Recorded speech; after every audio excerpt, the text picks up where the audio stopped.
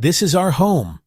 The trees we breathe with, the water that gives us life, the land that holds every living thing. But every day, we are losing more of it. More pollution, more plastic, more concrete replacing nature, more forests disappearing. And the climate crisis grows faster than ever. The future of our planet depends on the actions we take today.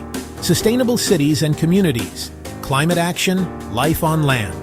These goals are not just global responsibilities. Small actions create big change. Choose to recycle. Choose to save energy. Choose to walk or cycle.